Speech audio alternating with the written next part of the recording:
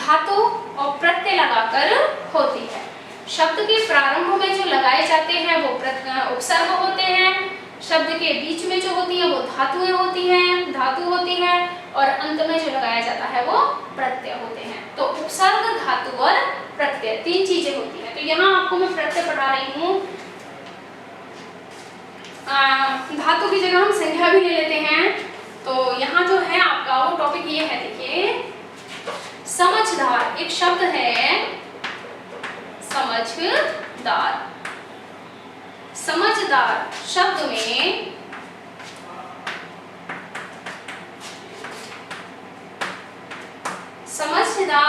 में समझ संज्ञा है। समझ क्या है? संज्ञा। जैसे मैंने धातु बताई थी उस प्रकार से संज्ञा भी हम ले लेते हैं। तो उपसर्ग, संज्ञा और प्रत्यय लगाकर भी हम शब्दों का निर्माण करते हैं। तो देखिए समझदार शब्द में समझ संज्ञा है, ठीक, तथा दार प्रत्यय है। दार क्या है? प्रत्यय है।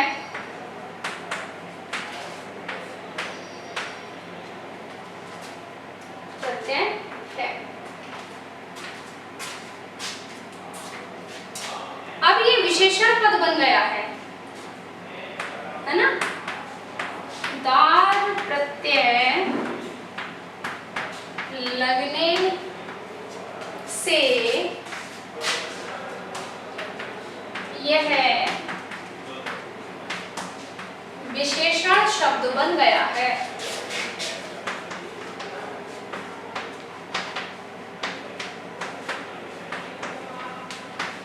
ठीक है, विशेषण शब्द बन गया है। अब कुछ संज्ञा शब्दों में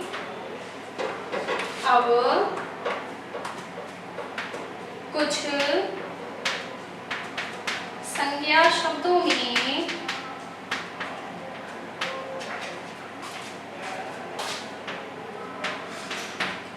शब्दों में दार, कौन सा? दार, एक, इत, ई,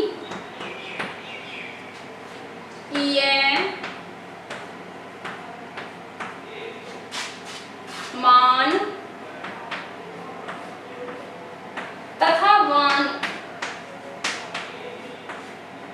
ये सारे आपके प्रत्यय हैं जो मैंने अंडरलाइन करके लिखे हैं। ठीक है, वान प्रत्ययों को लगाने से विशेषण शब्द बनाइए। अब कुछ संज्ञा शब्दों में ये सब प्रत्यय लगाकर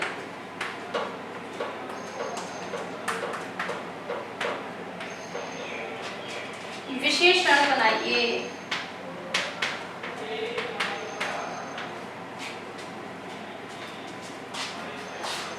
विशेषण शब्द बनाइए।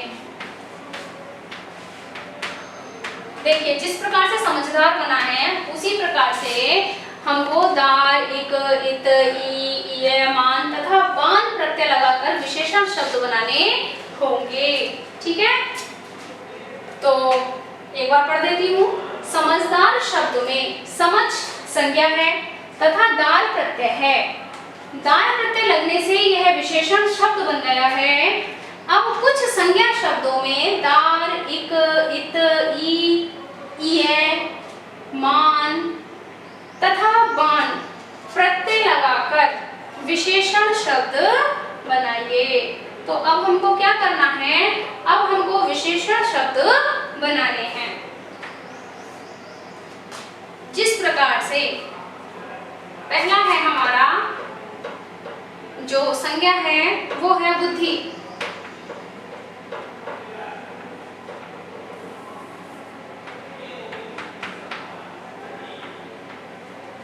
प्लस इसमें हम क्या लगा देते हैं? कौन सा लगाएंगे? इसमें हम लगाएंगे मान प्रत्यय। ये रहा हमारा मान प्रत्यय। बुद्धि में मान प्रत्यय हमने जब लगाया तो बुद्धि प्लस मान बराबर हमारा शब्द बना बुद्धिमान, है ना? बुद्धिमान। उसी प्रकार से जो अगला है हमारा वो है दूसरा चौकी।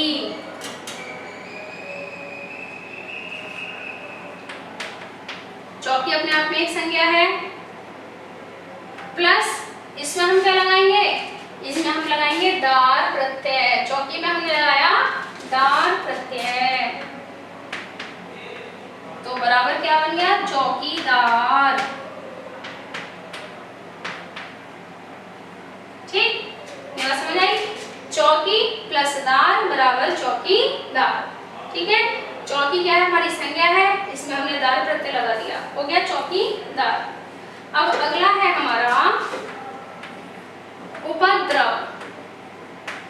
संज्ञा है हमारी उपद्रव, और इसमें जो हमने लगाया है प्रत्यय वो लगाया है हमने ई प्रत्यय। ई प्रत्यय देखो हमारा ये है, यहाँ से हमने ई प्रत्यय लिया, और उपद्रव प्लस ई बराबर क्या हो गया, उपद्रवी। तो ये हमारा बन गया उपद्रवी, जो एक विशेषण है। तो अगला हम लेते हैं करुण। चौथा जो संज्ञा है वो है करुण। अब करुण संज्ञा में हम लगाएंगे इक प्रत्यय। इक प्रत्यय हमने लगाया और हमारा ये बन गया कारुणिक। कारुणिक इक प्रत्यय की विशेषता होती है, जब ये पीछे लगता है तो प्रथम वर्ण को दीर्घ कर देता है, इसीलिए काव्य आकर डंडा आ गया है। ठीक है, इस प्रत्यय की अपने आप एक विशेषता है, जब इक प्रत्यय लगता है तो जिस भी शब्द के पीछे ये लगा होता है उस शब्द के प्रथम अर्थ को, प्रथम वर्ण को ये दीर्घ कर देता है, बड़ा कर देता है। ठीक है, तो इसीलिए जो है करुण प्लस इक बराबर कारुणिक। अगला है हमारा बल। जो अगली संज्ञा है हमारी वो है बल। अब बल संज्ञा के साथ हम कौन सा लगाएंगे, प्रत्यय लगाएंगे हम वान। बल संज्ञा के साथ जब हम वान प्रत्यय लगाएंगे तो हमारा शब्द बनेगा बलवान, जो कि एक विशेषण शब्द है। ठीक है, अगला हम लगाएंगे प्रांत। प्रांत प्लस ई बराबर हो गया प्रांतीय। ठीक है, ये हमने यहां से लिया है। ठीक, तो ये एक विशेषण शब्द बन गया, प्रांत प्लस ई बराबर प्रांतीय।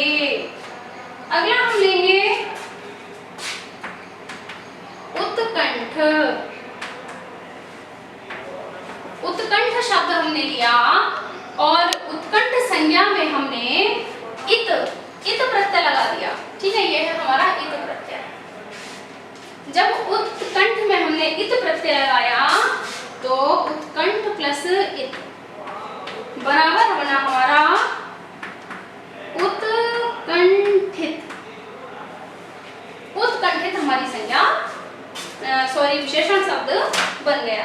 तो इस प्रकार से बच्चों समझ में आ गया होगा। मैं एक बार फिर से तुम्हें बहुत अच्छे से समझा रही हूँ, ध्यान से समझिए।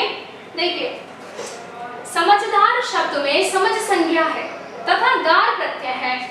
दार प्रत्यय लगने से यह विशेषण शब्द बन गया है। ठीक है, विशेषण जो किसी शब्द की विशेषता बताता है या किसी व्यक्ति या वस्तु की विशेषता बताता है वो विशेषण होता है। अब कुछ संज्ञा शब्दों में दार, इक, इत, ई, मान तथा वान प्रत्यय लगाकर विशेषण शब्द बनाने हैं। तो जो हमें विशेषण शब्द बनाने हैं वो है हमारे बुद्धि, चौकी, उपद्रव, करुण, बल, प्राण, उत्कंठ। ये हमारी संज्ञाएं हैं। अब इनमें हमने क्या किया, बुद्धि में हमने लगाया मान प्रत्यय। बुद्धि जमा मान बराबर हो गया बुद्धिमान। चौकी जमा दार बराबर हो गया चौकीदार। उपद्रव प्लस ई मतलब जमा ई और हो गया बराबर उपद्रवी।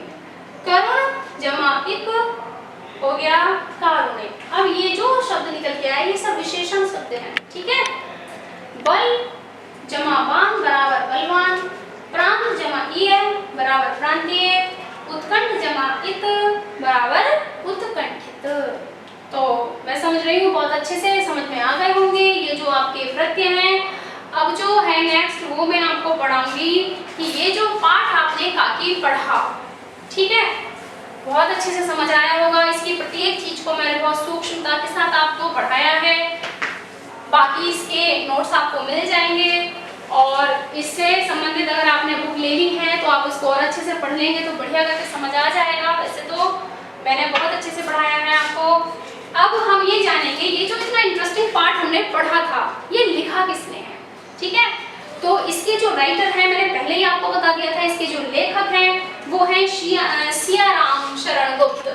इसके जो लेखक थे हैं सियाराम शरण गुप्त। अब इनके जीवन पर हम थोड़ा सा प्रकाश डालेंगे, इनके विषय में हम जानेंगे कि इन्होंने कौन कौन सी रचनाएं रची, इनका जन्म कहाँ हुआ, इनकी मृत्यु कब हुई, तो इस प्रकार से किस तरह से इनको एक लेखक का दर्जा प्राप्त हुआ, ठीक है। तो देखिए इनका जो जन्म हुआ था वो 4 सितंबर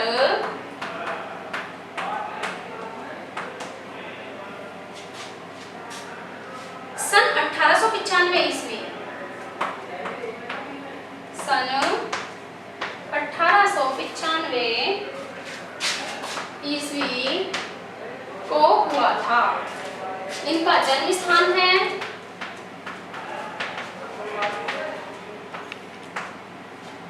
चिरगांव झांसी,